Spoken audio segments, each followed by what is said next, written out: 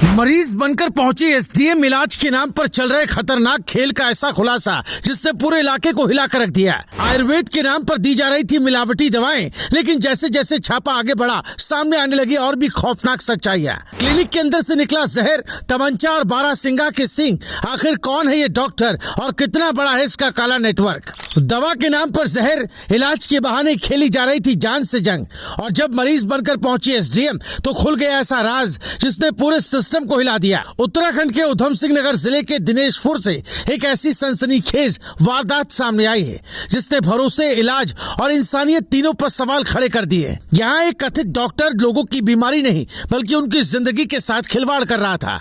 आयुर्वेद के नाम पर एलोपैथिक दवाइयों का खतरनाक खेल खेला जा रहा था और मरीजों को पता तक नहीं था कि वो इलाज नहीं बल्कि जोखिम ले रहे हैं। कहानी की शुरुआत होती है लगातार मिल रही शिकायतों से। लोगों को शक था कि दिनेशपुर में एक डॉक्टर कुछ गड़बड़ कर रहा है।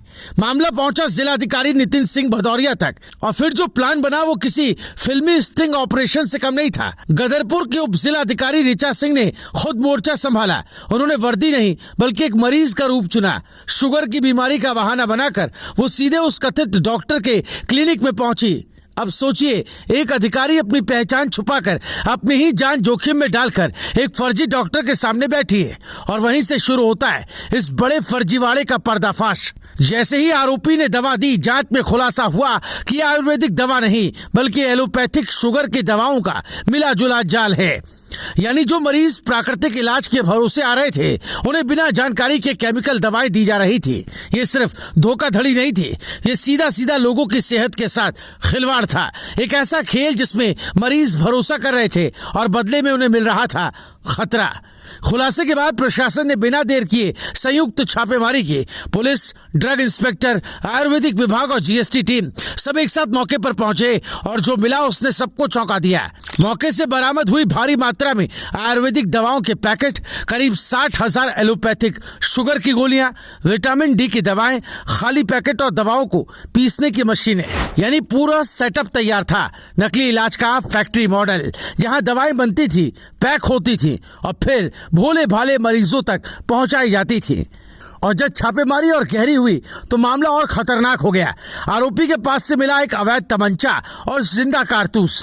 बीच में एलोपैथिक दवा मिलाकर बेचा जा रहा था। इस पर ये कार्रवाई चल रही है और जब छापे के दौरान इनको चेक किया गया तो यहाँ पर वन्यजीव के कुछ अंग बरामद हुए जिसको मेरे द्वारा सीज किया गया है और आगे कार्रवाई की जाएगी। सोचिए, जो इंसान इलाज के नाम पर लोगों के बीच बैठा था वो हथियार भी रखे हुए था। ये सिर्फ मेडिकल फ्रॉड नहीं बल्कि कानून के कई स्तरों पर अपराध था। और फिर आया सबसे चौंकाने वाला खुलासा।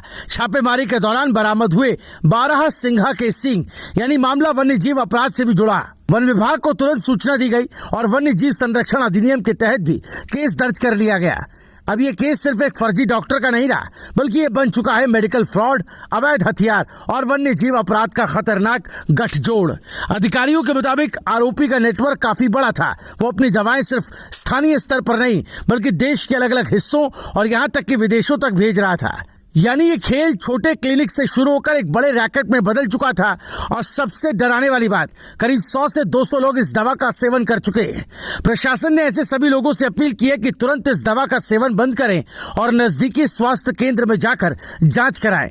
ये मामला एक बड़ा सवाल छोड़ता है, आखिर कैसे कोई बिना डिग्री के सालों तक डॉक्टर बनकर लोगों का इलाज करता रहा? क्यों सिस्टम को इतनी देर लग गई इस फर्जीवाड़े तक पहुंचने में? ये सिर्फ एक आरोपी की कहानी नहीं है, ये उस सिस्टम की भी कहानी है जहां लापरवाही की कीमत आम जनता अपनी जान देकर चुकाती है। लेकिन इस बार एक एसडीएम ने मरीज बनकर सच को बेनकाब किया और एक खतरनाक खेल को खत्म करने की शुरुआत कर दी। अगर आप भी अपनी सेहत को लेकर सतर्क हैं तो इस खबर को ज्यादा से ज्यादा शेयर करें ताकि कोई और इस तरह के फर्जी इलाज का शिकार न बने। वीडियो को लाइक करें, कमेंट में बताएं क्या ऐसे फर्जी डॉक्टरों पर और सख्त कार्रवाई होनी चाहिए। ऐसे ही सच्चाई दिखाने वाली खबरों के लिए हमारे चैनल रायशुमारी को सब्सक्राइब करना ना भूलें।